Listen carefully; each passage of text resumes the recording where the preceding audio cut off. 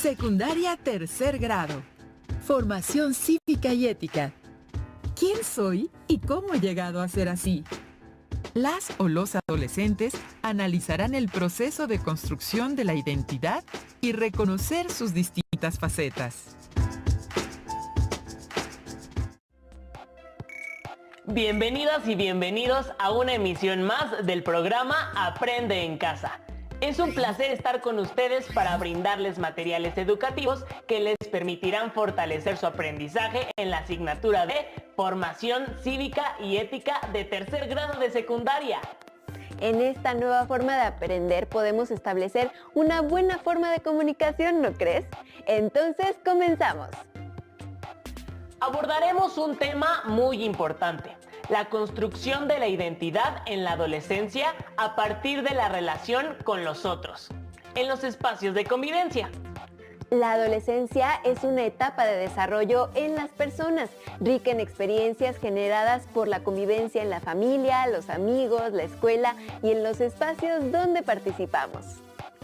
Lo que nos hace ser parte de estos grupos es lo que compartimos con sus integrantes, como un pasado común, afecto, música, deporte, afinidad en cuanto a sentimientos, forma de ser o de pensar, entre otros aspectos.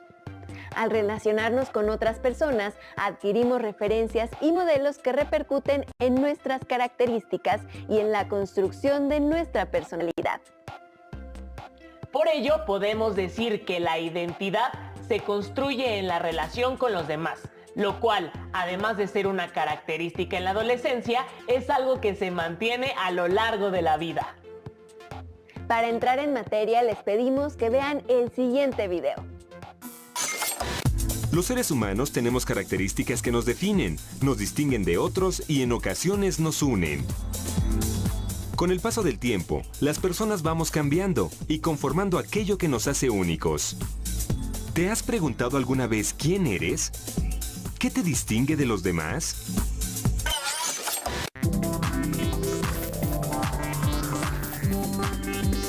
Hola, bienvenidos a un programa más de Adolescentes Morales. En esta ocasión reflexionaremos sobre nuestra identidad y las distintas facetas o dimensiones que cada uno de nosotros tenemos.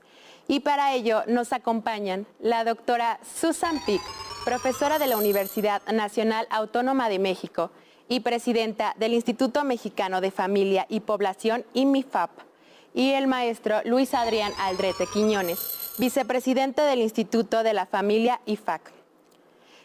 Si les preguntaran, ¿quién eres?, ¿qué es lo primero que dirían? Chicos. Mi nombre es Omar, tengo 14 años, soy sociable, soy amigable y me gustaría seguir estudiando después de la secundaria y creo que tengo los elementos para hacerlo. Soy muy amigable, cuando algo me sale mal soy muy enojona conmigo misma y me encantan los retos. Yo pienso que soy una persona muy alocada, pero también considero mucho la responsabilidad, porque creo que mi identidad la marco yo mismo. Responder la pregunta ¿quién soy? Parece sencillo, pero puede tener más de una respuesta. ¿Qué les parece si empezamos por definir qué es identidad, maestro? Bueno, identidad es una construcción que todo individuo lleva a cabo y que inicia desde el momento en que nacemos. Fíjense que hay una idea de que la identidad es solamente una y solamente se consolida en la adolescencia, y la identidad se va construyendo en los diferentes momentos de la vida de toda persona. Una cosa es la identidad de niño, la identidad de adolescente, la identidad de joven adulto, identidad de adulto maduro, de anciano. No es lo mismo ser novio, ser papá, ser hijo. Son procesos que se van dando conforme va avanzando pues el desarrollo de toda persona. A veces se consolida en muy buenas condiciones o a veces hay dificultad para consolidar una identidad sólida, buena, digámoslo. Gracias. Maestra. Yo quisiera añadir a lo que dijo el doctor, además de ir construyendo esta identidad a lo largo del tiempo, vamos a ir construyendo identidades en diferentes áreas en las que nos desempeñamos. Tenemos una identidad como estudiante, como acaban de decir los jóvenes, tenemos una identidad como hijo, como pareja, como esposo, como esposa, en el trabajo. Vamos construyendo diferentes maneras de vernos a nosotros mismos de acuerdo al medio ambiente y de acuerdo al entorno en el que estamos. ¿Cómo conformamos nuestra identidad a lo largo de la vida? Tomando la información que nos rodea, aprendiendo de todo esto que vamos viendo en términos del ejemplo que otros nos dan, en términos de actividades que realizamos, de gustos que vamos desarrollando, de los valores, de las normas que vamos construyendo y de las normas y valores que nos rodean. Entonces, si a nivel de la familia en la que estamos es muy importante quedar bien con los demás, es muy probable que esa identidad la hagamos un tanto dependiente de lo que dicen los demás. Si en cambio vamos teniendo una familia en la que nos enseñan a valernos por nosotros mismos, a ser independientes, a autorregular nuestras conductas, a determinar lo que queremos hacer, vamos a ir teniendo una identidad más orientada a la libertad con responsabilidad, a realmente hacernos cargo de nuestras decisiones, hacernos cargo de las consecuencias de aquello que decidamos, y de esta manera vamos a tener una identidad de personas con mayor iniciativa, con mayor responsabilidad, que en el caso de alguien que estamos acostumbrados, que se nos da mucho en nuestro país, ¿no? De cállate, siéntate, obedece, copia, no me hagas quedar mal con el vecino, qué va a pensar tu abuelita, qué crees que va a decir tu tía si haces esto, si haces aquello. Y entonces vamos a tener una identidad mucho más de dependencia, de quedar bien, de hacer lo que el otro cree que debamos de estar haciendo. ¿Y usted, profesor? Totalmente de acuerdo con Susan. Yo pensaría que los papás o las personas que estén cerca de nosotros son los que nos nutren con su identidad. Una pregunta sería, bueno, ¿cómo fue mi papá? ¿Cómo fue mi mamá? ¿Cómo fueron mis tíos? Y otro punto importante será, ¿a quién admiro yo mucho? O a quién yo definitivamente diría que no quisiera parecerme a esta persona. Cuando buscamos un poquito por ahí nos damos cuenta por qué somos como somos. De pronto una persona puede decir, yo admiré mucho a tal familiar, y si explora un poco en sí mismo puede también decir, yo tengo estas cosas de este familiar, o si no las tengo, las estoy buscando tener. Entonces, este grupo familiar, este primer contexto, o si no hubo familia por alguna situación, una situación difícil, las personas que hayan estado cerca de nosotros afectivamente nos brindan elementos para que nosotros seamos de una manera o de otra. Todos tenemos derecho a una identidad. Veamos la siguiente cápsula. Tener identidad es un derecho de todos los seres humanos y se relaciona con otros más como tener un nombre, estar registrado, tener una nacionalidad y tener derechos y obligaciones reconocidas legalmente. ¿Les ha pasado que cuando una persona que conoce a nuestra familia, al momento de vernos nos dice, ¿te pareces a tu papá o tienes los ojos como los de tu abuelo? ¿Saben por qué pasa esto? Algunos de los rasgos físicos que nos caracterizan los heredamos. ¿Ustedes qué rasgos físicos heredaron de sus padres? A mí me han dicho que tengo la cara de mi papá, los ojos y el cabello. Es lo único que me han dicho. Me han dicho que parezco mucho a mi mamá por las pestañas y por las cejas, y en algo a mi papá por el cabello. Dicen que yo me parezco a mi abuela por el cabello y en los ojos por mi papá, que es en lo que más me diferencian de la familia. Mis tíos me dicen que yo me parezco mucho a mis papás. El rasgo de mi papá sería por los ojos y por mi mamá porque mi cara está un poco aplanada, por así decirse. Sí.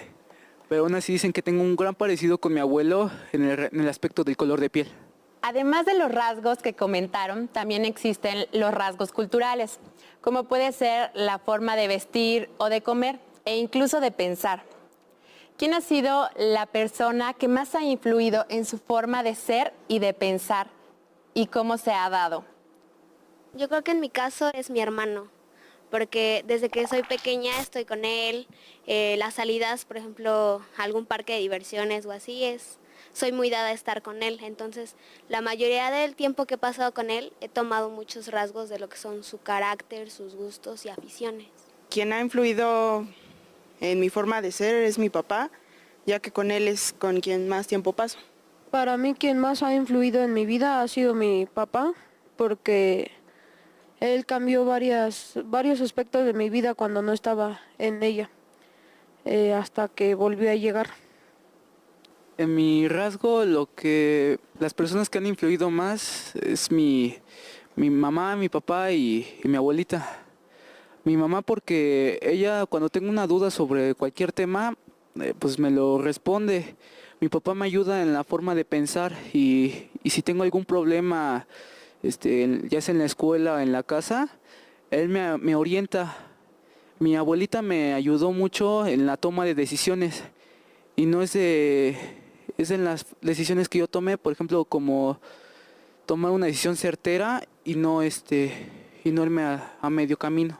Bueno, la persona que ha influido mucho en mi persona es mi mamá, porque con ella es con la que convivo más y ella es la que me ha dado la formación desde que era muy pequeña y la que convivo mucho tiempo y le platico mis problemas y ella a mí. Para los especialistas, ¿la identidad es algo que construimos cada quien de manera individual o intervienen los otros? ¿Cómo es este proceso? Cada uno de nosotros va construyendo su identidad con base en lo que vamos percibiendo, con base en lo que vamos aprendiendo de quienes nos rodean, de los ejemplos que vamos teniendo a nuestro alrededor y vamos reflexionando con qué estamos de acuerdo, con qué estamos en desacuerdo, con qué nos identificamos y qué preferimos rechazar. Es así como se va formando la identidad. Totalmente de acuerdo con Susan, es un proceso doble. La construimos nosotros, pero se da con base a lo que tenemos a nuestro alrededor. Así las cosas, si lo que tenemos a nuestro alrededor es un ambiente gratificante, un ambiente que promueve que la persona aprenda a amar, a querer, a relacionarse bien, es altamente probable que la persona construirá una identidad con muchas capacidades para hacer buenas relaciones. A veces también pasa lo contrario. Si el ambiente no es del todo propicio, a veces la persona tiene pocas oportunidades de tener individuos de dónde aprender a ser de una o de otra forma. Es un proceso que se da de dos maneras. El sujeto va construyendo su identidad, pero se da gracias al contexto inmediato, la familia y por supuesto un contexto amplio. Hablamos un idioma, pertenecemos a una determinada cultura, somos mexicanos, pero cada mexicano es particular. ¿Es posible tener más de una identidad? A ver, es posible ir construyendo la identidad y en ese proceso se puede consolidar poco a poco una identidad en una época de la vida determinada. Hace un momento Susan decía con mucho tino, decía, no es lo mismo ser estudiante a ser maestro, a ser locutora, a hacer la labor que tengamos. Las identidades se construyen y pueden conjuntarse en un solo individuo, pero por ejemplo alguien puede ser amigo, pareja, trabajador, puede tener varias facetas de su identidad, pero coinciden en una sola gran identidad. Pero también hay situaciones, ya que se refieren a enfermedades, donde una persona puede tener diversas identidades y una confusión muy, muy grande. Gracias. Alguna vez escuché una frase que me gustó, que creo que viene al caso aquí, que cada uno de nosotros se identifica con la manera como nos vemos, con la manera como otros nos ven y con la manera con la que creemos que otros nos ven. Entonces hay como muchos factores ahí, ¿no? Cómo me veo a mí misma, cómo me ves tú a mí y cómo creo que tú me ves a mí, porque no necesariamente la forma en la que tú me ves es la forma en la que yo me doy cuenta. De ahí muchas veces vienen conflictos entre papás e hijos, por ejemplo, o entre amigos en las que, oye, es que tú me ves de esta manera y la otra persona dice, no, yo para nada te veo así, yo te veo de esta otra manera. Entonces es muy importante esa comunicación, esa fluidez en las relaciones para que realmente tengamos claro cómo nos ven otros y qué queremos tomar o qué podemos tomar de esa manera en la que nos ven los otros. Hemos llegado al final. Nos vemos en la próxima emisión de Adolescentes in Morales.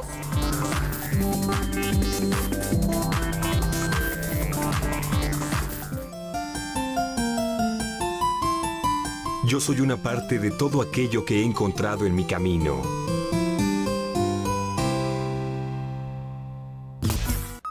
Es interesante saber que somos únicos, que tenemos características que nos definen y nos distinguen de otros, pero también nos permite ser parte de los grupos con los que convivimos. Durante la adolescencia nos hacemos constantemente preguntas como ¿quién soy? ¿Qué me distingue de los integrantes de la familia o los amigos? ¿Qué comparto con ellos? Nos hemos dado cuenta que cuando respondemos a la pregunta ¿quién soy?, además de mencionar datos personales, señalamos características que describen nuestra personalidad, gustos o aspiraciones. Resulta interesante saber que la forma en que nos describimos expresa los rasgos que nos definen, que nos dan identidad personal y colectiva. Es por ello que debemos considerar que, al ser la identidad algo que se construye a lo largo de la vida, construimos distintas de acuerdo a las actividades que desempeñamos. Somos hija o hijo, esposa o esposo, pareja, amiga o amigo, empleada o empleado, entre otras. Construimos diferentes maneras de vernos a nosotros mismos. La identidad se construye a partir de la información que nos brinda el contexto en el que nos desarrollamos, del ejemplo que nos dan las personas con las que convivimos, así como de algo que resulta importante, los valores y actitudes que caracterizan a los grupos de los que formamos parte. Los integrantes de la familia nos impulsan a ser independientes, responsables, respetuosos, honestos, así como a regular nuestras conductas, a pegarnos a las normas, manifestar desacuerdos cuando afectan la dignidad de las personas. También a valorar que tenemos que ser constantes para alcanzar las metas que nos hemos trazado en la vida, ya que estos serán los rasgos que caractericen nuestra identidad. Contar con una identidad es un derecho que se garantiza en las leyes de nuestro país. Los invitamos a que en familia comenten, por ejemplo, cuáles son los rasgos que comparten, a quién se parecen más en lo físico, o bien la forma de actuar o de pensar, qué valoran de cada uno, o qué desearían que modificaran. A partir de las respuestas, podrán contar con mayor información para valorar lo que son, cómo han llegado a ser así y cómo les gustaría ser. Coméntenlo con la familia. Hasta aquí la sesión. No olviden repasar sus lecciones y dedicar tiempo a jugar y convivir con sus seres queridos. ¡Hasta la próxima!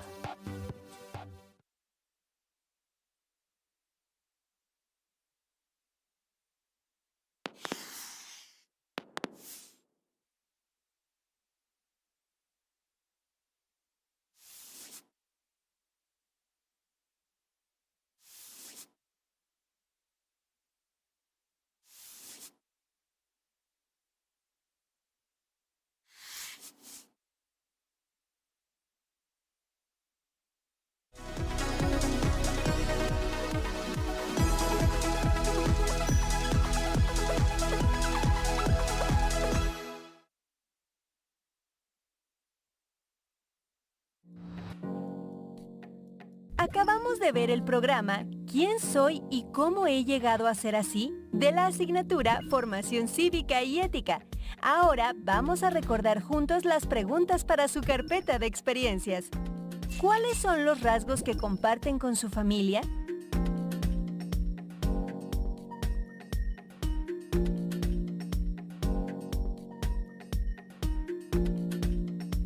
¿A quién se parecen más en lo físico?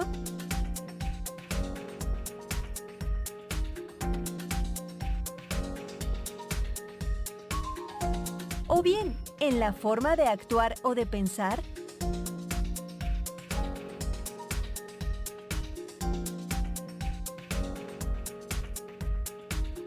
¿Qué valoran de cada uno?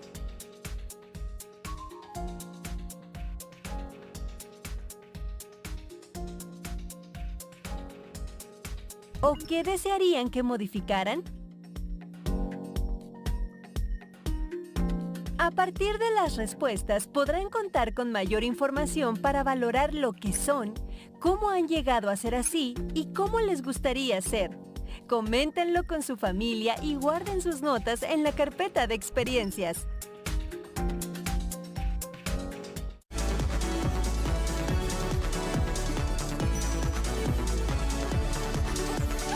Lo más importante de cada tema y asignatura de secundaria lo tenemos para ti en los programas de Aprende en Casa, por lo que de manera rápida y sencilla puedes reforzar lo que estás viendo en la escuela. Conoce más en la página que aparece en la pantalla.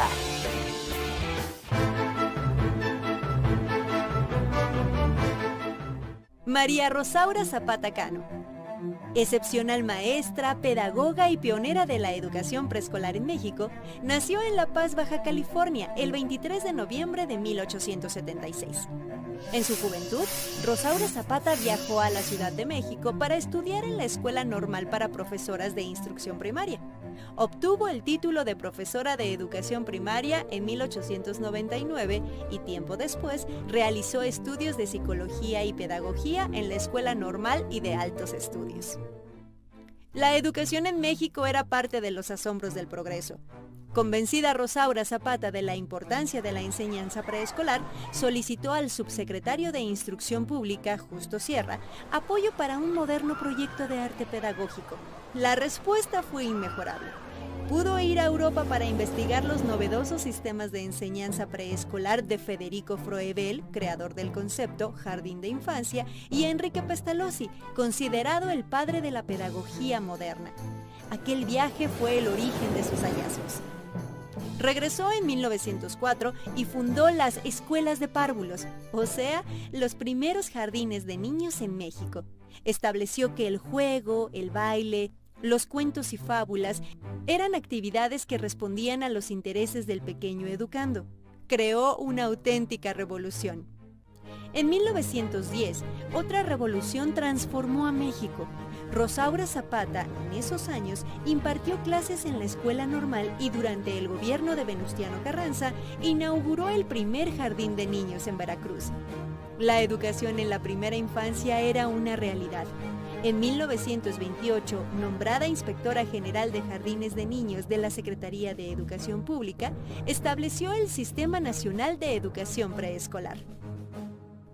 María Rosaura Zapata Cano es una de las grandes maestras de México. Su obra mereció, entre otros, dos importantes reconocimientos: la Medalla Ignacio Manuel Altamirano por 50 años de labor educativa y la Belisario Domínguez, que es la máxima condecoración que el Senado de México otorga a los ciudadanos más eminentes. Rosaura Zapata Cano, pionera de la educación preescolar, murió en la Ciudad de México el 23 de julio de 1963.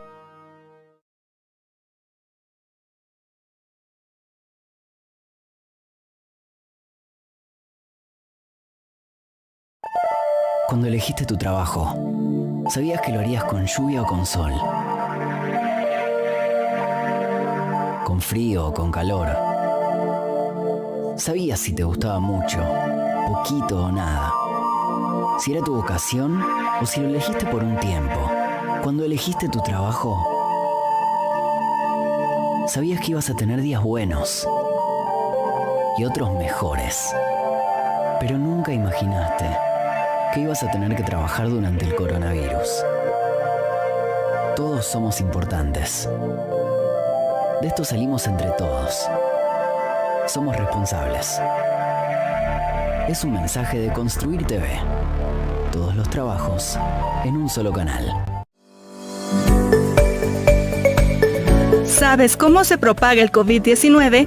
El virus se puede contraer al estar en contacto con una persona infectada. La enfermedad puede propagarse de persona a persona a través de gotículas procedentes de la nariz o boca que salen despedidas si la persona infectada tose o exhala. Las gotículas pueden caer en objetos o superficies que rodean al enfermo y contagiar a otras personas del COVID-19 cuando entran en contacto con dichas superficies u objetos y posteriormente se tocan la nariz, ojos o boca. Mantenga su distancia con la persona infectada a más de 1 metro.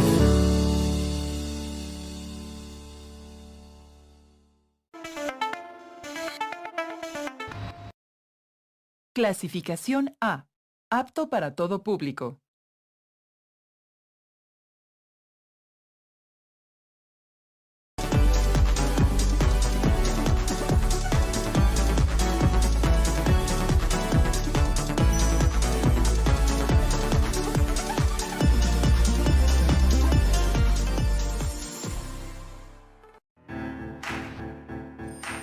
Secundaria tercer grado.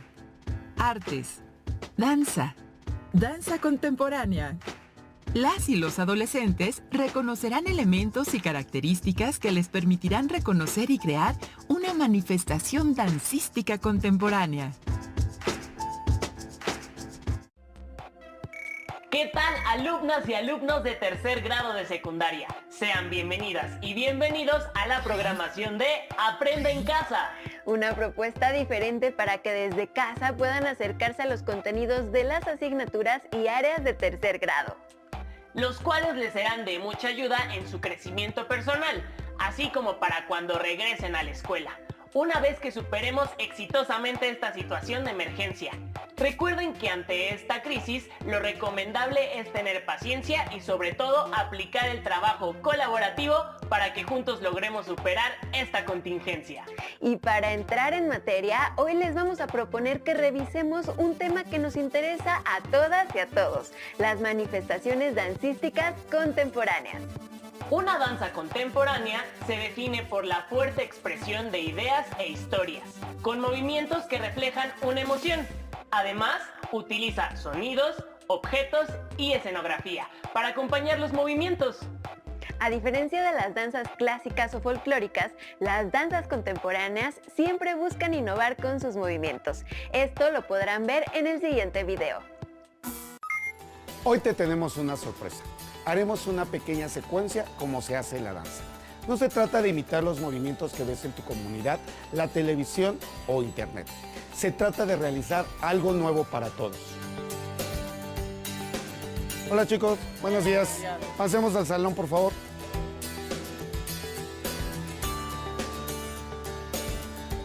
Apúrense, chicos.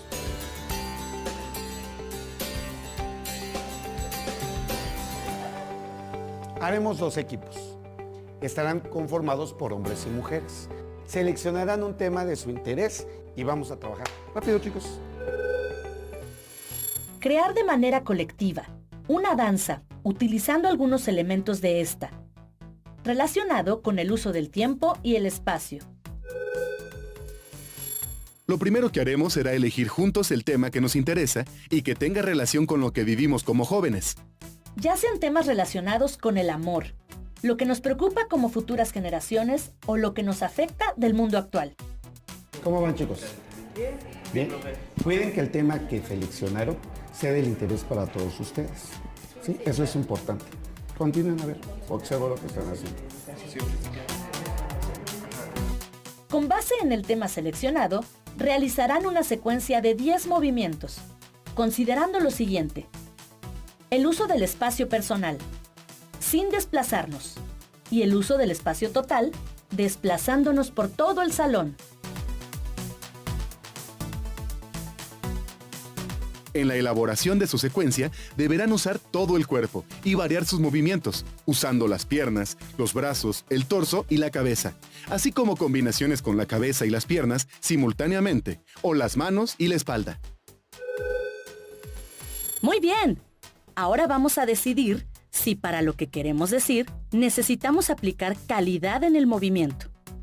Investiguen si conviene que los movimientos sean fuertes o suaves, directos o indirectos, continuos o cortados, rápidos o lentos.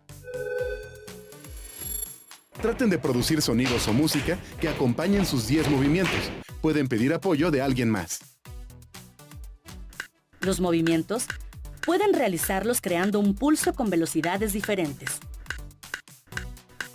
¿Recuerdas esa lección?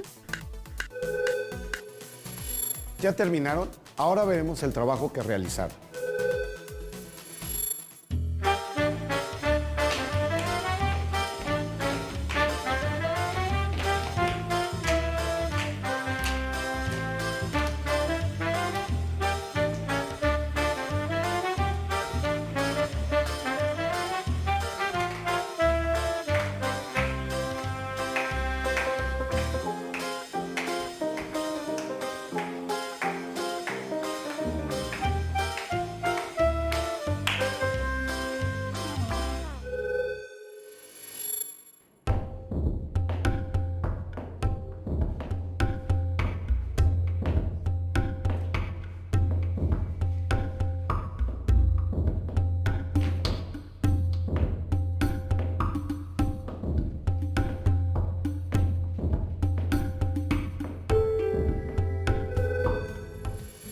Después del trabajo que realizamos, me gustaría que me dijeran qué sintieron.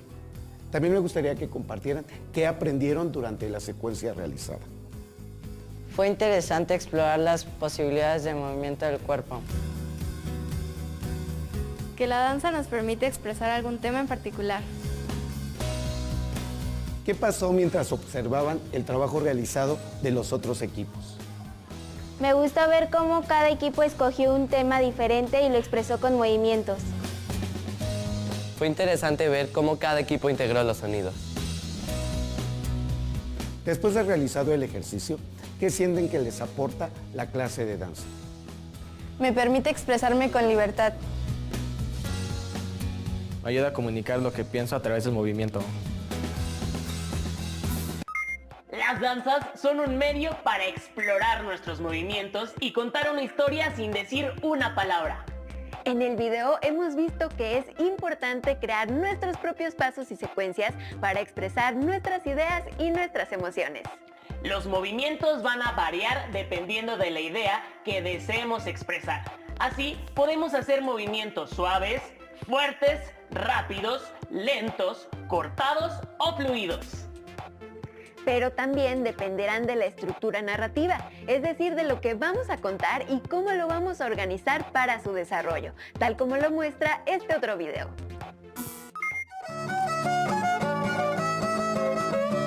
Algunas danzas están inspiradas en los sentimientos o emociones de una vivencia personal. Por ejemplo, la danza de los viejitos representa humorísticamente los achaques de la vejez. El jarabe tapatío, baile de cortejo que simboliza la búsqueda de la aceptación del hombre por parte de la mujer. En ocasiones, la danza recurre a situaciones imaginarias, como en el Lago de los Cisnes, coreografía donde se representan la bondad y la maldad. Sabemos que mediante la danza se pueden expresar situaciones reales o imaginarias que involucran un pensamiento, sentimiento o emoción a través del uso del lenguaje corporal. Este tipo de danza en ocasiones utiliza una estructura narrativa. Conozcamos los elementos que debemos tomar en cuenta para diseñar la estructura narrativa de una vivencia personal y así realizar una representación coreográfica. La creación dancística va de la mano con la creatividad, la cual se puede potenciar con estímulos visuales, táctiles y sonoros. Estos pueden generar la inspiración en el creador. Esta creación puede ser a partir de una vivencia personal o de una situación imaginada. ¿Alguna vez te has preguntado cómo puedes expresar un sentimiento de alguna vivencia personal dancísticamente? Lo primero que tienes que conocer es la estructura narrativa, la cual permite contar algo y darle una forma dramática. Comúnmente se estructura en principio, desarrollo y conclusión para que tenga coherencia. Para trabajar la estructura narrativa, utilizaremos un cuadro similar al que realizamos en la sesión 3 del primer bloque. En la primera columna colocaremos el nombre y las partes de la estructura narrativa: principio, desarrollo y conclusión. En la siguiente se describirán las acciones dramáticas, es decir, la historia. Para ello, debes elegir una temática. En el principio se plantea una situación a resolver. Por ejemplo, Julio es un niño que le hace bullying a todos los niños de su salón, en especial a Jorge, porque es un niño muy tímido. En el desarrollo se describe la forma en que se busca resolverla. Rosa es una niña que empieza a sufrir cada vez más el acoso que Julio le hace a Jorge, porque es su mejor amigo. Jorge decide confesarle la situación a su mamá, y juntos deciden ir a hablar con el director. El director investiga la conducta de Julio con el grupo. Entre todos, buscan una solución para esa problemática. En la conclusión, se conoce el desenlace de la situación planteada. Julio aprende a convivir, trabajar y a jugar con todos sus compañeros sin burlarse ni hacerlos sentir mal. No olvides que al ir realizando la estructura narrativa, debes imaginar las acciones con las que representarás los sentimientos y experiencias que has descrito. Es decir, los movimientos que realizarás en tu representación dancística. Dichos movimientos los tendrás que escribir en la columna de movimiento dancístico.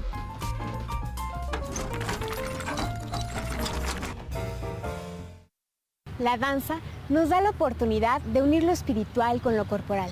Nos permite expresar sentimientos, emociones e ideas a través del movimiento.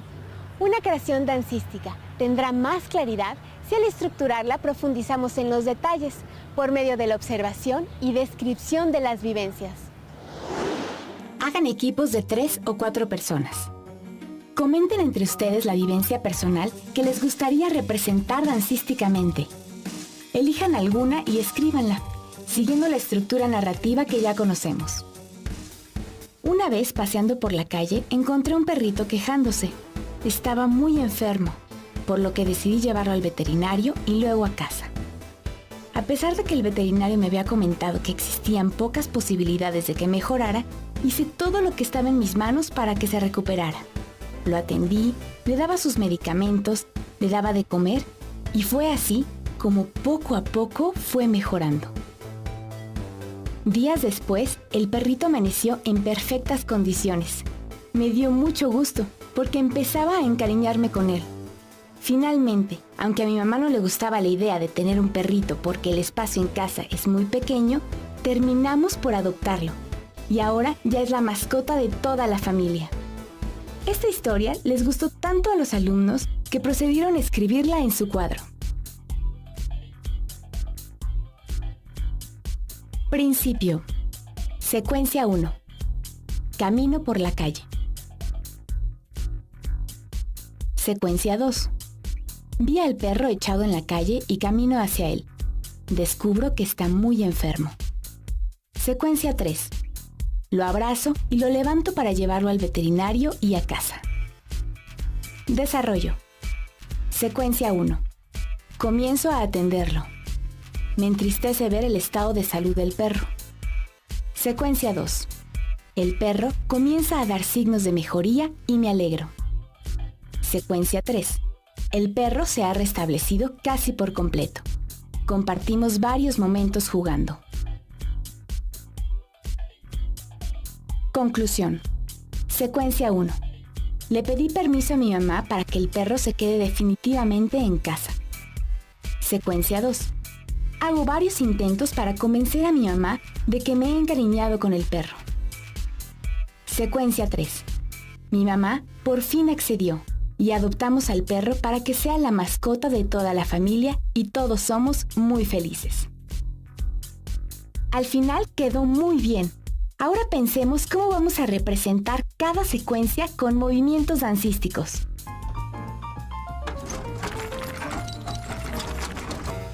Ya ven qué sencillo es armar el guión de una vivencia personal dentro de una estructura narrativa para poderla trabajar dancísticamente. Estos ejercicios de exploración y reconocimiento de los movimientos del cuerpo, junto con las posibilidades que brindan nuestras vivencias personales, son elementos que ayudarán al momento de crear una secuencia de movimiento en una danza contemporánea. Tomen nota del cuadro que sugiere el video anterior porque será de gran ayuda para hacer la narrativa de la historia. Ahora será momento para pensar en los elementos que acompañarán dicha historia en movimiento. Estos elementos pueden ser sonidos, música, luces de colores, escenografía o cualquier objeto que ayude a darle fuerza a lo que se intenta expresar. La siguiente información les servirá para generar estas ideas. La expresión dancística ha acompañado la historia de la humanidad.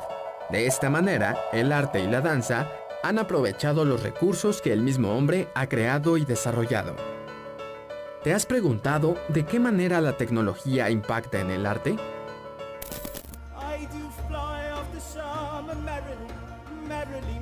Cuando hablamos de la relación de danza y tecnologías, nos referimos a aquellas danzas o bailes que, independientemente del género al que pertenezcan, utilizan dispositivos tecnológicos con un rol clave para el desarrollo de su contenido, dando una estética diferente a quien entra en contacto con ella.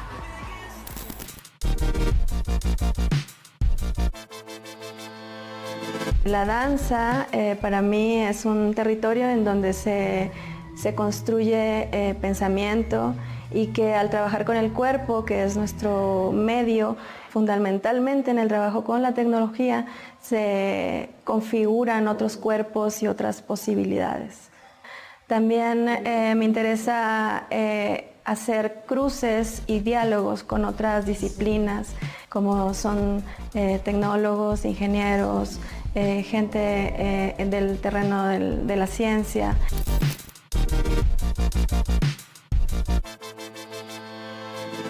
A través del lenguaje visual hay otras posibilidades para reforzar, para transformar o para incluso a veces hasta nulificar un poco lo que el cuerpo dice en el afán de decirlo de otra manera. Y eso en el mundo de las artes es algo muy interesante que lo ha enriquecido desde mi experiencia de una manera muy poderosa. La tecnología en la danza es una técnica avanzada en video que se apoya en proyectores, sensores y animaciones en tercera dimensión en tiempo real, que cuando se combinan con el trabajo corporal de una persona o personas que bailan, dan paso a un gran espectáculo.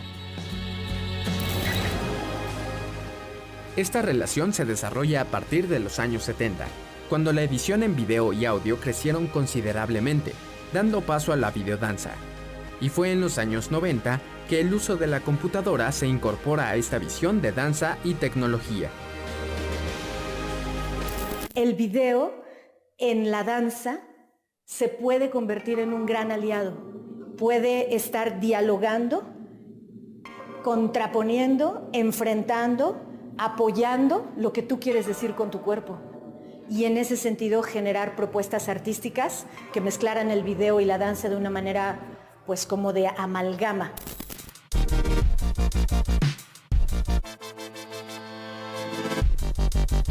Yo veo la escena como un gran lienzo tridimensional, porque además de la parte del video, lo que hago ahora en nuestra compañía es como todo el diseño escénico, es decir, la conceptualización de la escenografía, de las luces, del video, y todo eso como genera un microcosmos donde el trabajo del coreógrafo y del bailarín encuentra eco y encuentra potencia y encuentra estímulos para poderse desarrollar. Son herramientas distintas que te dan posibilidades diferentes de crear espacios, paisajes, acentos, posibilidades, escenografías, mundos que no estarían ahí si no se construyeran de esta manera desde el ojo visual, ¿no?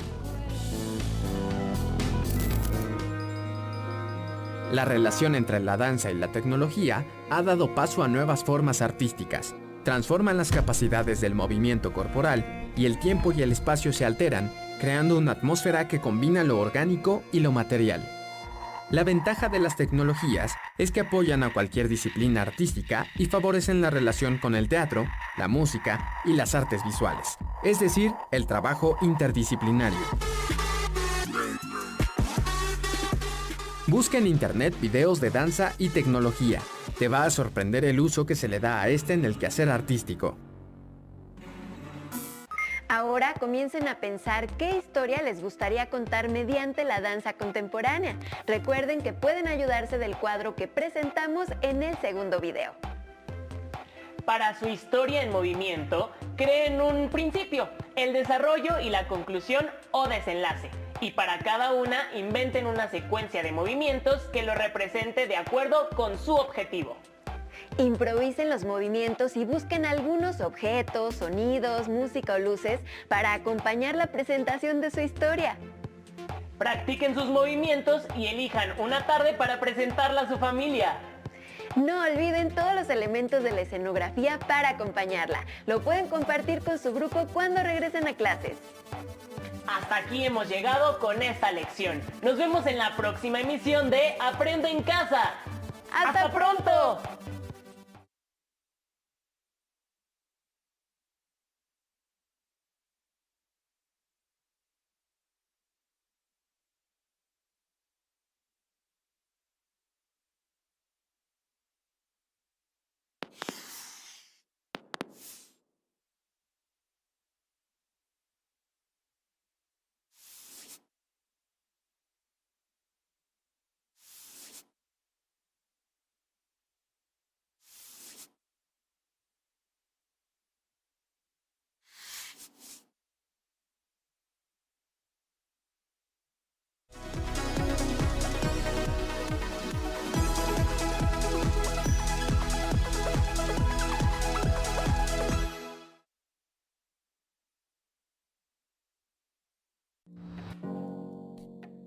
Dentro del programa Danza Contemporánea de Artes Danza, vimos una actividad. Vamos a retomarla. Actividad: contar una historia mediante la danza contemporánea. Pueden ayudarse del siguiente cuadro que vimos en el segundo video.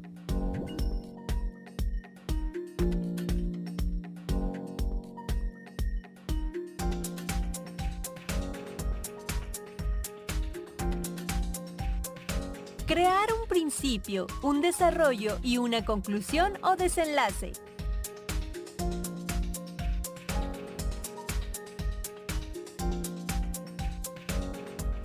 Improvisar sus movimientos.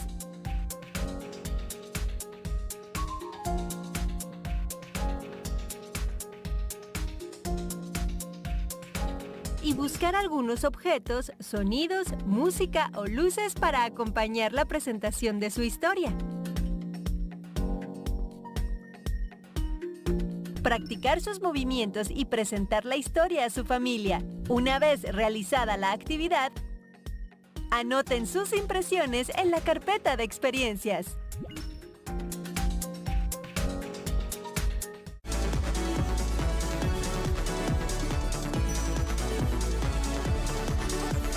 Te invito a ver los programas de Aprende en Casa para Secundaria que hicimos para ti y que contienen lo más importante de los temas de cada asignatura.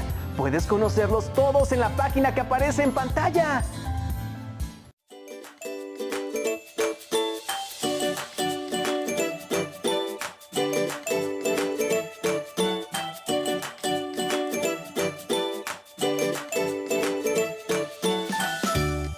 La pausa activa que nos toca desarrollar el día de hoy pertenece al tipo de motricidad de danzas y bailes típicos y también, aunado a esto, generar el rescate de costumbres y tradiciones de nuestro país a través de la secuencia de un movimiento básico perteneciente al paso de la jarana del estado de Yucatán. Bien, para ejecutar este tipo de movimientos tenemos que alternar el acento de pies en el piso, es decir, marcamos derecha, izquierda, derecha, giramos y como si fuéramos a patear una pelota, al frente. Después, izquierda, derecha, izquierda y pateamos. Bien. Los brazos los vamos a colocar aquí atrás. Entonces lo vamos a marcar en nuestro lugar. Derecha, izquierda, derecha, pateo. Izquierda, derecha, izquierda, pateo. Derecha, izquierda, pateo.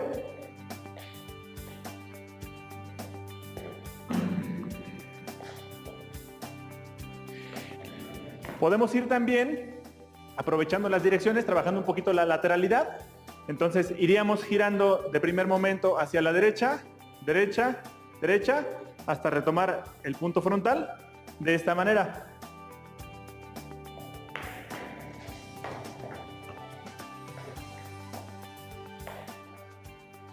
De igual modo, podemos realizarlo hacia nuestro lado izquierdo.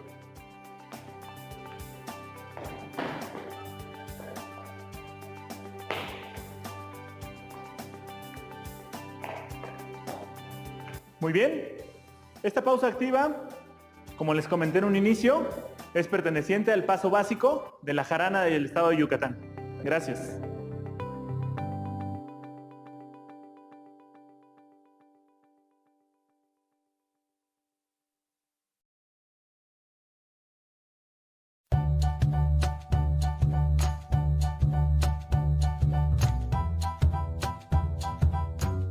¿No tienes tu libro de texto a la mano? Llámanos y te apoyamos. 55 36 01 75 99 o al 800 288 66 88.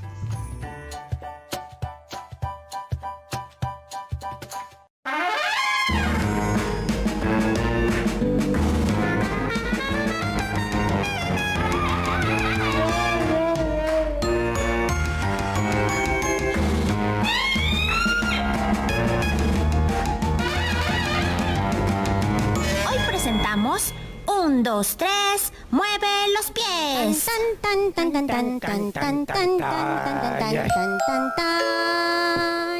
Mosi, juguemos otra cosa. Ya me aburrió esto del ballet. ¿De verdad? Sí. A mí me encanta. Ay, Brige, mira, cuando bailo, hasta siento que vuelo. Ay. Deberías venir a practicar conmigo. ¿Qué? No. No me gusta eso del ballet. No tiene chiste. Solamente son saltitos y giros y vueltas. Brige, ¿qué dices? El ballet forma parte de la danza. Y la danza es una de las 7 bellas artes. Y es muy divertida. Sí, es verdad. Puedes hacer muchos movimientos como los que yo he aprendido en clase. Mira, este movimiento se llama asamblée, balancé, y este se llama piqué. Sí, Piqué, sí. No sé quién es Piqué, sí, Piqué es un futbolista, un futbolista de fútbol, sí. No, Brige. Piqué es un movimiento de ballet donde caminas con un pie en el suelo y otro en el aire. Sí, claro. Mira, levantas los brazos elegantemente, te paras de puntitas y 1, 2, 3, 1, 2, 3, mueves los pies.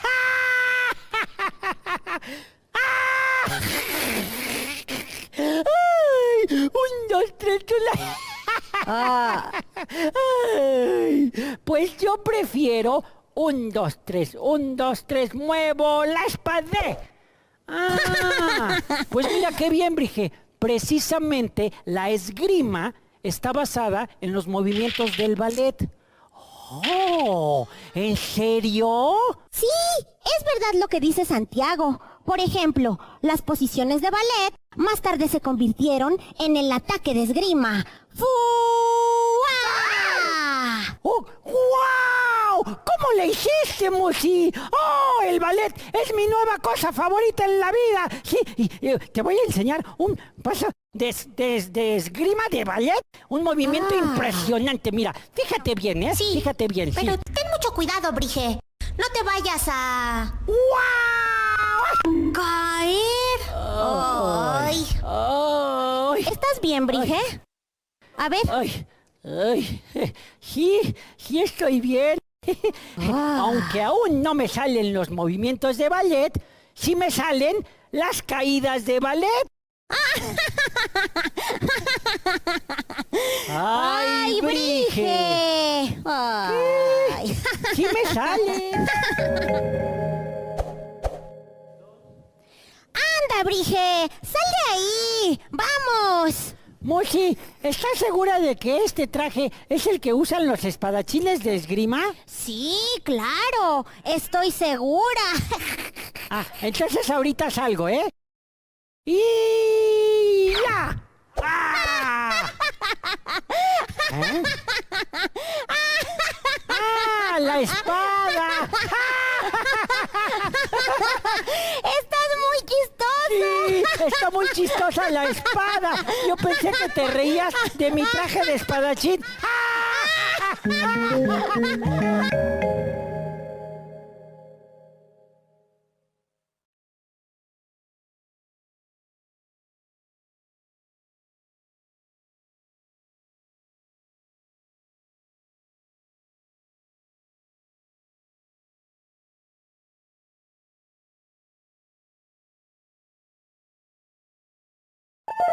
Cuando elegiste tu trabajo, ¿sabías que lo harías con lluvia o con sol? ¿Con frío o con calor? ¿Sabías si te gustaba mucho, poquito o nada? ¿Si era tu vocación o si lo elegiste por un tiempo? Cuando elegiste tu trabajo, ¿sabías que ibas a tener días buenos y otros mejores? Pero nunca imaginaste que ibas a tener que trabajar durante el coronavirus. Todos somos importantes. De esto salimos entre todos. somos responsables. Es un mensaje de Construir TV. Todos los trabajos en un solo canal. Joaquín Baranda y Quijano, eminente maestro, escritor, historiador y político mexicano, nació el 7 de mayo de 1840 en Mérida, capital del estado de Yucatán. Fue hijo de Pedro Sainz de Baranda, almirante que obtuvo la última victoria sobre los españoles al arrebatarles el fuerte de San Juan de Ulúa, y tío abuelo de José María Pino Suárez, vicepresidente de México. En la ciudad amurallada de Campeche, Joaquín Baranda hizo sus estudios profesionales de jurisprudencia en el Colegio de San Miguel de Estrada y se graduó como abogado en 1862. Son años difíciles en la historia de México. Se produce la intervención francesa y Joaquín Baranda es encarcelado en Mérida por sus ideas en defensa de la República. Al recobrar su libertad, se integra al Instituto Campechano para impartir la cátedra de literatura. En 1866 publicó su célebre Discurso sobre la poesía mexicana.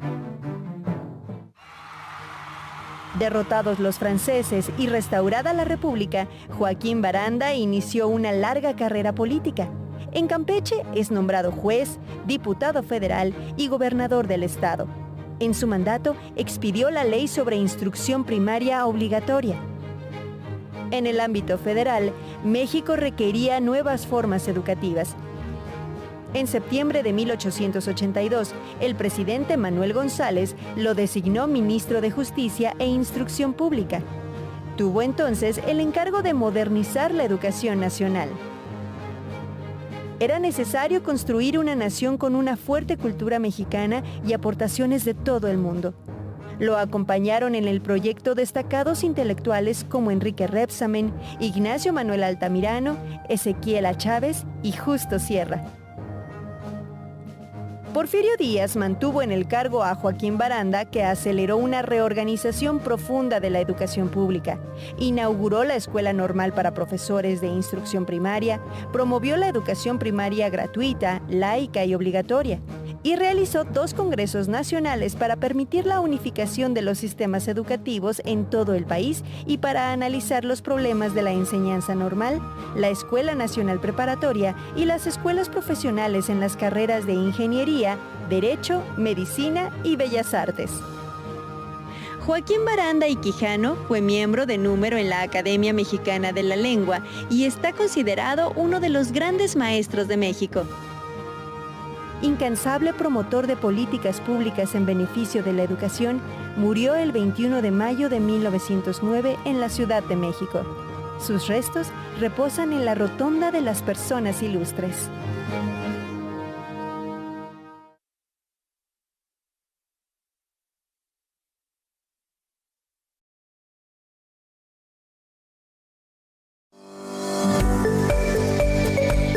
Hasta ahora no existe una vacuna ni medicamento antiviral específico que prevenga o erradique el COVID-19. Los afectados de esta infección deben recibir atención médica para aliviar síntomas y, en casos graves, ser hospitalizados. La mayoría de los pacientes se recupera con medidas de apoyo. Actualmente se investigan posibles vacunas y tratamientos específicos y ya existen ensayos clínicos que están por ponerse a prueba. La OMS coordina los esfuerzos dirigidos al desarrollo de vacunas y medicamentos para prevenir y tratar el COVID-19.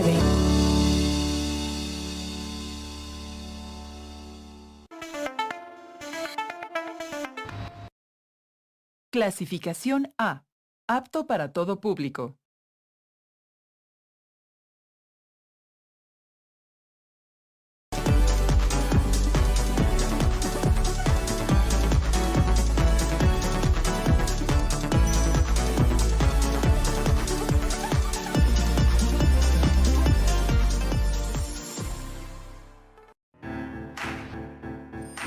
Secundaria tercer grado.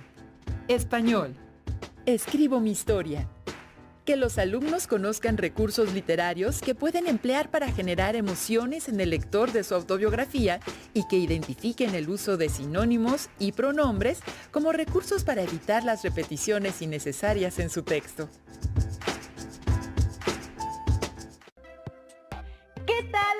y alumnos de tercer grado de secundaria, reciban la más cordial de las bienvenidas de la programación de Aprende en Casa, un espacio dedicado al aprendizaje y su preparación académica. Ahora y durante esta contingencia, aprovechamos los avances tecnológicos para llegar hasta ustedes a través de la televisión abierta y en línea, mediante diversos espacios y plataformas en Internet. Se trata de una propuesta diferente en materia de educación, para que desde su casa o lugar en el que estén atendiendo la contingencia y gracias a los adelantos de la tecnología, se acerquen a los contenidos de las asignaturas y áreas de tercer grado de la educación secundaria y así mantengan el ritmo de aprendizaje. Estamos seguros que los temas abordados en estos programas les serán de mucha ayuda en su crecimiento y desarrollo personal, así como para estar listos al momento en que termine la contingencia y llegue el momento de retornar a las aulas escolares. Pero mientras esto ocurre, les recomendamos tener mucha paciencia para superar con éxito este periodo de emergencia. Además, es una excelente oportunidad para impulsar el trabajo colaborativo, ya que esto nos permitirá contribuir con el bienestar de nuestras familias y las personas cercanas a nosotros. Ahora sí, vamos al tema que nos convoca. Este corresponde a la asignatura de español y para ser precisos hablaremos sobre la manera de escribir nuestra propia historia. Cuando se prepara una autobiografía, hay que seleccionar los momentos de sus vidas que quieren narrar y elegir la forma más adecuada para presentarlos sin caer en la excesiva repetición de palabras.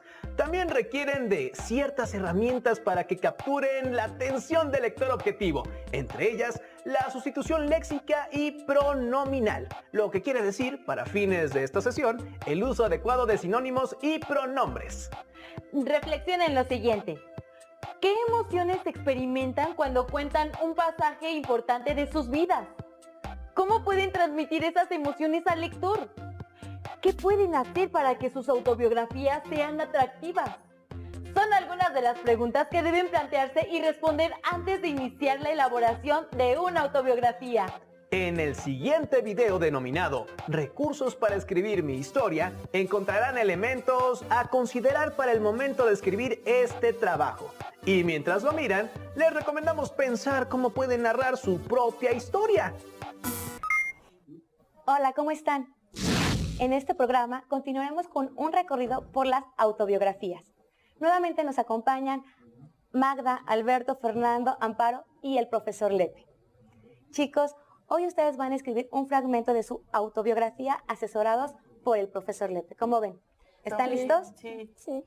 Platíquenos sobre el acontecimiento personal que eligieron para escribir un fragmento de su vida. ¿Quién empieza? Yo. Yo cuando estaba chiquita, acompañaba yo a mi mamá al mercado. Y en lo que ella compraba el pollo, ella me dejó un momento sola. Y en eso cuando mi mamá vi que se distrajo en el pollo, yo me eché a correr, pero me fui hacia los juegos. Entonces mi mamá cuando volteó ella, ya no me vio, entonces ella empezó a gritar, y dice, mi hija, y empezó a gritar por todo el mercado y todo. Y a ella se le ocurrió que me había ido a los juegos, y ya ella me fue y me buscó a los juegos, y ella estaba yo en los columpios, y ya empezó a regañar. Muy bien. También yo cuando fui a una fiesta que fue en salón donde había juegos, cuando me avisaron que iban a romper la piñata del festejado, pues me bajé rápido de los juegos, pero pues iba descalza. Y cuando fue mi turno de pegarle a la piñata, me desbalo, pero caigo, me golpeé con me pegué en la cabeza. Y aparte de eso, pues todo, como se rompió la piñata, se me aventaron todos los niños, pues atrapar los dulces, se me aventaron todos los niños. Muy bien. Y pues empecé a llorar. Claro. Yo tengo una cuando fui al parque, que estaba chiquito, pero a mí me gustaba jugar mucho fútbol con los más grandes. Y entonces me puse a jugar con ellos, pero ellos me pusieron de portero. En el momento que me puse de portero, ellos tiran, yo por parar el balón me aviento, pero al momento de pararlo se me rompe la muñeca. Y entonces hice un pancho y pues, me tuvieron que llevar al doctor a que me pusieran yeso. Perfecto. Pues para contar con más recursos al momento de escribir nuestra autobiografía, revisemos algunas. Comencemos con un poema de Rosario Castellanos. ¿Podrías decirnos algo respecto a Rosario Castellanos? Claro que sí, es una escritora mexicana de Chiapas muy importante en México. Y así como contaron cada uno una anécdota, voy a contar una de ella, porque esa es importante puesto que marca una forma de ser de ella muy importante. Rosario Castellanos en una ocasión escuchó a su madre decir que su sirvienta tuvo un sueño. Ella soñó que se moría uno de los hijos de la mamá de Rosario Castellanos. Ella tenía un hermano, eran 2 niños. Entonces la mamá dijo, oye, ¿soñaste que se murió uno de mis hijos? Dime por favor que no soñaste que se murió el varón. Es decir, o sea, lo que impacta para ella, ¿no? Entonces, a partir de ahí ella aboga mucho por la mujer, dice, también la mujer es importante. Y esa es más o menos la obra de Rosario, marcada por este hecho y por varios más. Pero ¿por qué no escuchamos un poquito un poema de ella que nos habla y se retrata a sí misma, ¿no?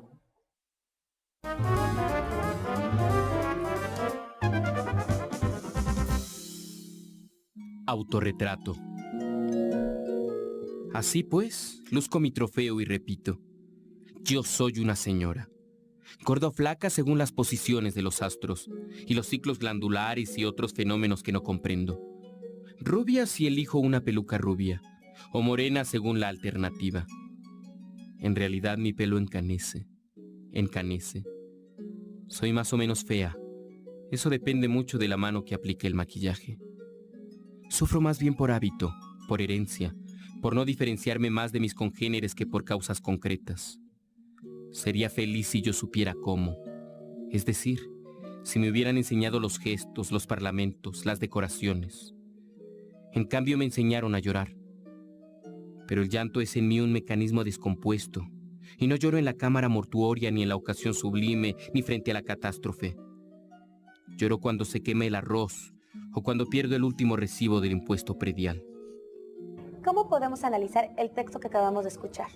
Yo creo que lo primero que debe hacerse es revisar qué sensaciones o emociones transmite el texto.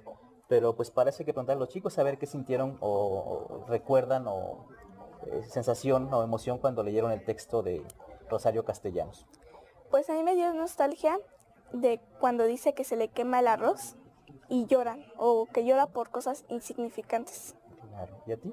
A mí me dio tristeza porque ella dice en su texto que no le enseñaron a ser feliz, que le enseñaron a hacer a llorar. Claro. A mí indiferencia porque dice que gorda o flaca según o sea que no le importaba cómo era ella. Ya. Y a mí burla porque según ella no, se burlaba de la mujer, ¿no? Ya. Si un escritor nos hace sentir ciertas emociones con las palabras, los recursos que utiliza al momento de escribir su texto. Como ustedes ven, pues las palabras que usa la autora en este caso nos hacen decir ciertas cosas, en este caso como que contrasta varias partes, ¿no? Gorda o flaca, rubia o morena, lloro cuando se quema el arroz pero no cuando se muere alguien, etcétera. Entonces uno debería aprender a usar esos recursos para escribir su autobiografía. ¿Qué recursos nos recomiendas para escribir nuestras narraciones? Mira, primeramente uno debe tener en cuenta el interlocutor, la persona que nos va a leer. Y en este caso, por ejemplo, Rosario Castellanos, ella imagina que se dirige a un reportero, como si fuera una entrevista, y ella le contesta al reportero unas preguntas imaginarias. Y hay más ejemplos, por ejemplo, Juan José Arriola empieza un autorretrato así, dice, yo señores, soy de Zapotlán el Grande, como que se dirige a un montón de señores. Entonces uno debería pensar en quién va a leer su autobiografía para poderse dirigir a él. A mí se me ocurre ahorita que leía, que escuchaba lo que iban a comentar en su autobiografía, cuando comentas que te perdiste, por ejemplo, en el mercado, que podría ser contarlo como forma de suspenso y decir algo así como, la niña desapareció, punto. ¿Dónde está la niña? ¿No? Puede ser eso, y a lo mejor se me ocurre para el caso del perro que te mordió, contar algo como de ironía, como burlándote, y empezar algo así como, yo nunca me he llevado bien con los perros, es más, los muerdo, y contar la otra parte, ¿por qué los muerdes, no? Y así en cada caso podríamos usar recursos que hagan sentir al lector emociones de risa, de suspenso, de tristeza, sí, en el caso, por ejemplo, podría ser de la mano, no sé, no se me ocurre más que podría ser algo a lo mejor triste, ¿no? ¿Qué les parece si vemos otro ejemplo con un texto distinto? Un fragmento de Vivir para contarla de Gabriel García Márquez. ¿Podrías contarnos algo de este autor? Claro, por supuesto, es un escritor muy importante, ganó el premio Nobel. Él es colombiano y ha escrito muchas novelas muy buenas. De hecho, es parte él del boom latinoamericano, se le llama así, a una serie de novelas que surgió en una época y que marcaron una línea importante en el mundo. Uno de sus últimos libros fue esta autobiografía que se llama Vivir para contarla. Es una especie de novela donde él cuenta una gran parte de su vida. ¿Por qué no escuchamos una parte? Vamos a escuchar.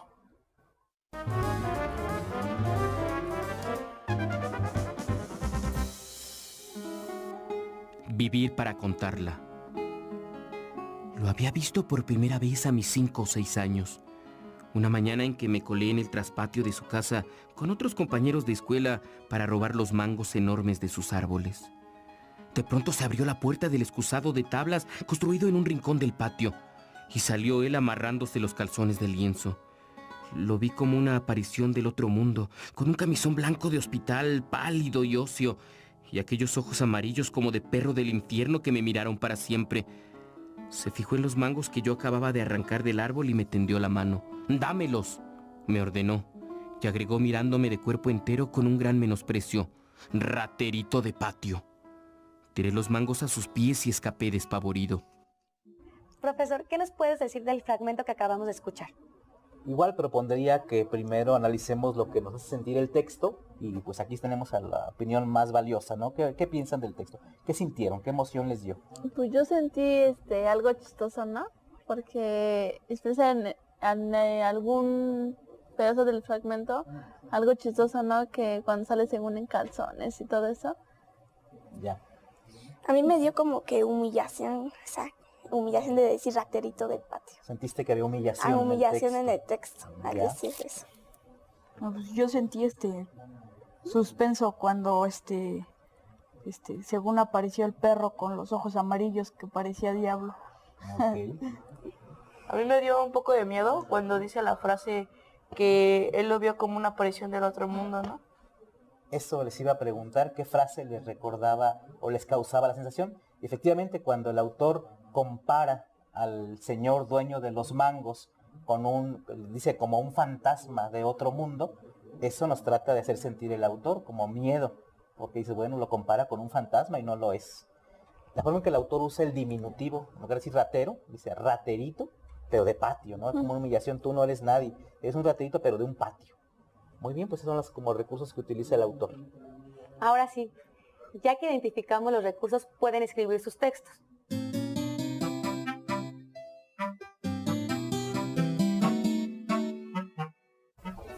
Yo nací el día martes 2 de julio de 1993. Era en el Hospital de la Mujer. Somos 3 hermanos y yo soy la del medio. Mi hermano más grande tiene 16 y la chica tan solo 9 años. Mi mamá se llama Claudia y mi papá Santiago. Mi mamá se dedica a trabajar y así también mi papá. Son comerciantes. Vivimos en el Distrito Federal, en una colonia ubicada en la delegación Venustiano Carranza.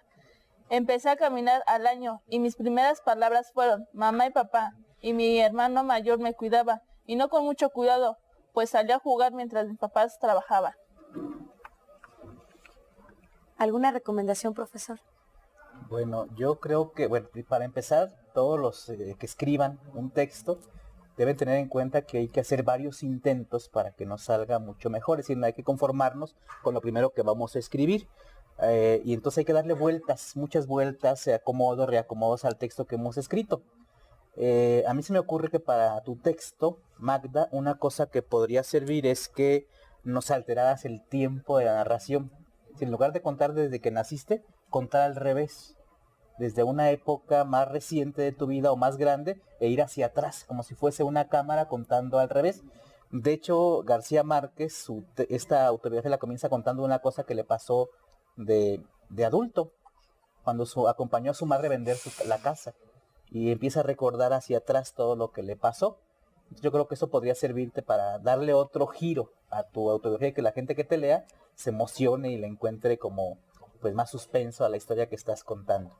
Ok, gracias. ¿Alguna última sugerencia?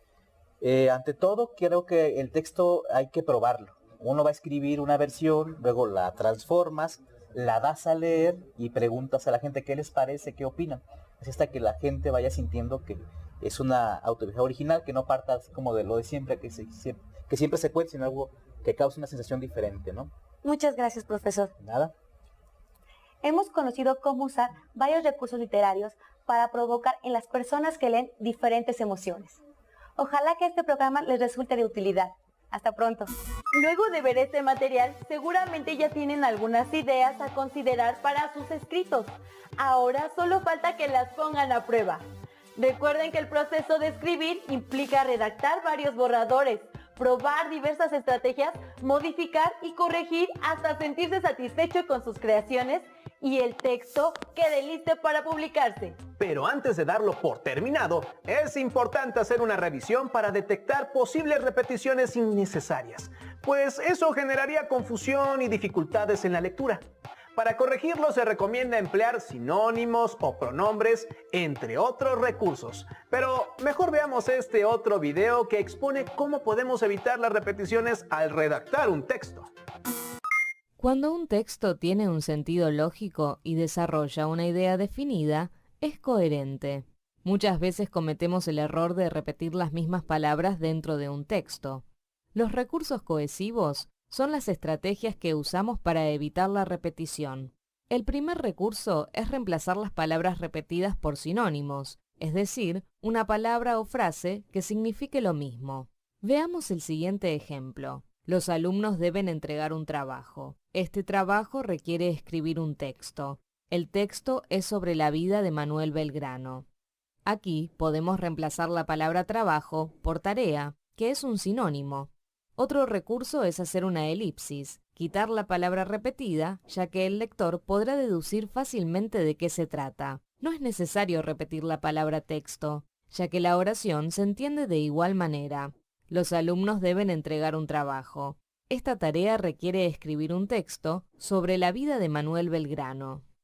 También podemos usar hiperónimos, es decir, una palabra o frase que abarca o incluye a la palabra que no deseamos repetir.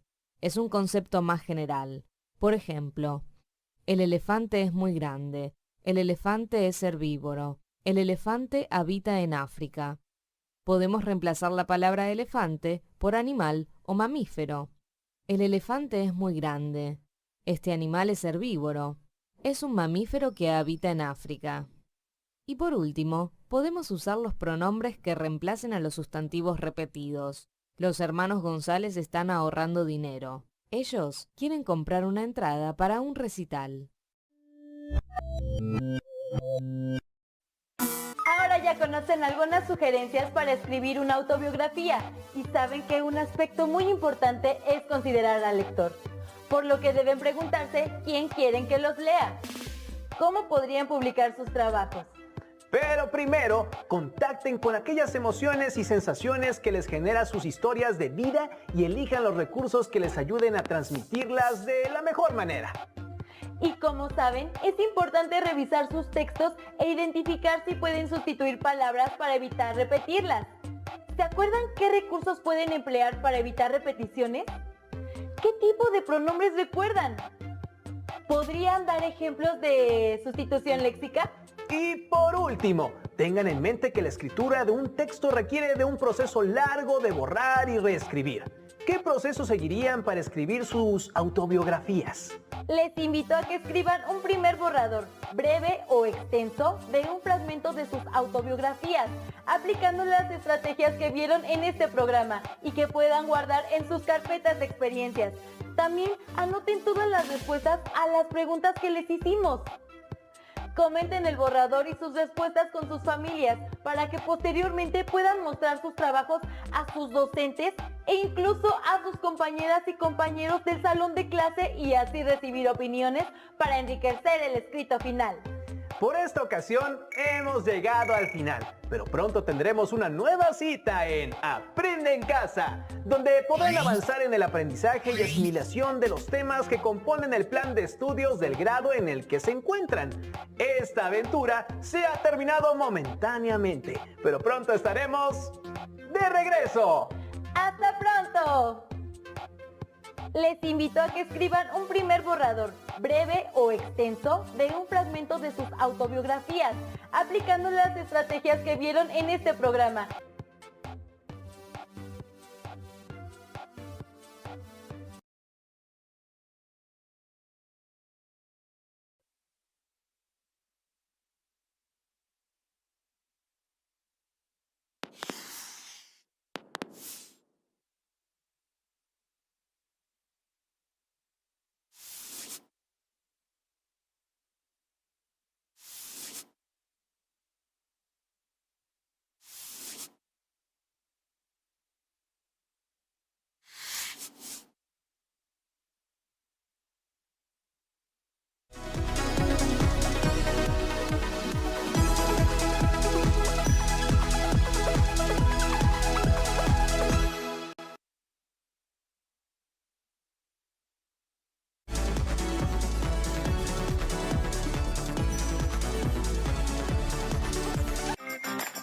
Conoce los programas de Aprende en Casa para secundaria que tenemos para ti. En ellos puedes ver lo más destacado de los temas de cada asignatura. Para seguir aprendiendo de formación cívica y ética, no dudes en consultar la página de Televisión Educativa que aparece en pantalla o escanear el código QR que viene al final de cada programa.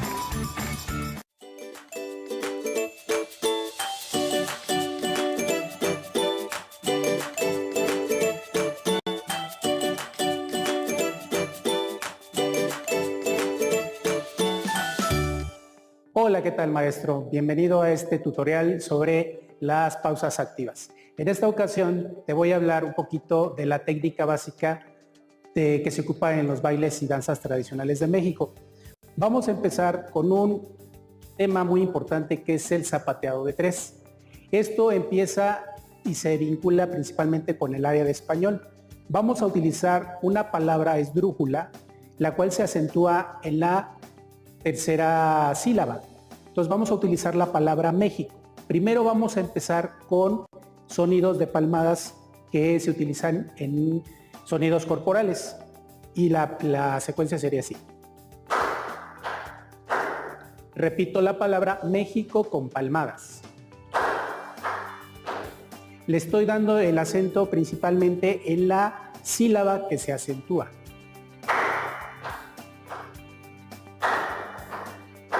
Este elemento se puede realizar primeramente sentado, el alumno sentado en su pupitre, y lo puede realizar durante 8 o 16 tiempos.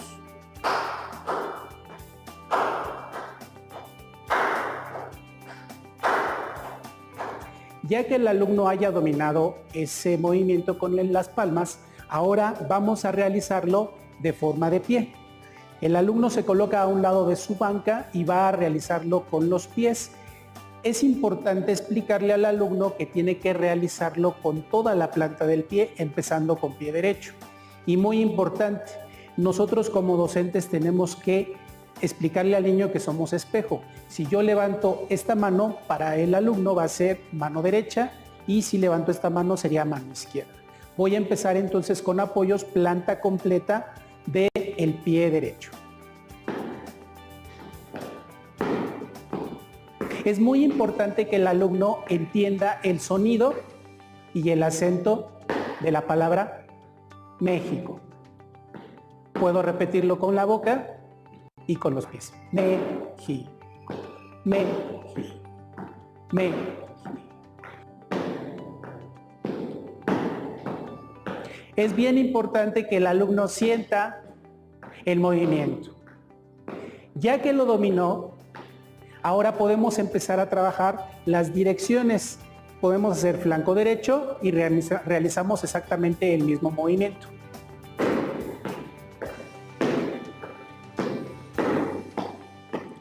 Pueden ser secuencias de 8, de 16 tiempos. Hago igual flanco derecho y realizo lo mismo.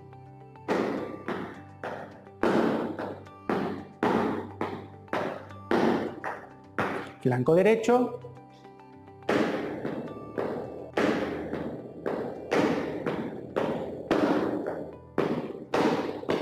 Y termino de frente. Ahora, es bien importante hacerle entender al niño que tiene que flexionar ligeramente las rodillas para que no se lastime. Muchas gracias.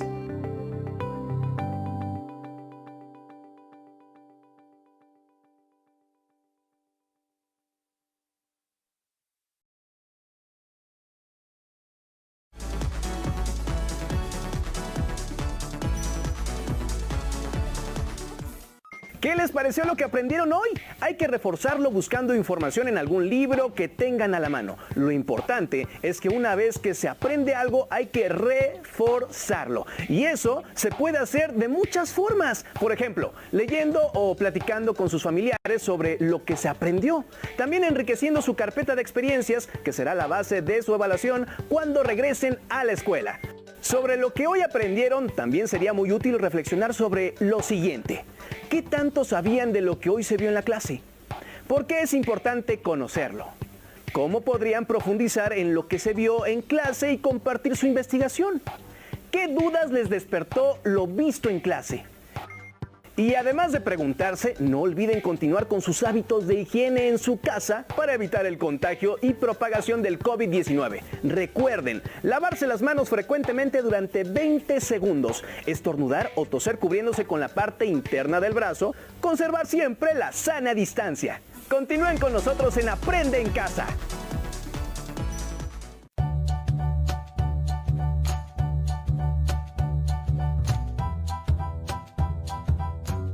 ¿No tienes tu libro de texto a la mano? Llámanos y te apoyamos. 55 36 01 75 99 o al 800 288 66 88.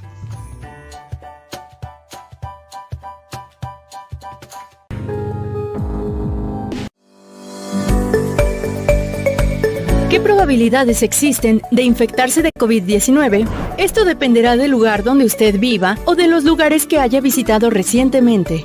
Personas que se encuentran en la mayor parte del mundo tienen un riesgo bajo de contraerlo. Sin embargo, es importante seguir con atención la evolución de la situación. La OMS colabora con autoridades sanitarias de China y del resto del mundo para realizar una labor de vigilancia y respuesta ante brotes del COVID-19.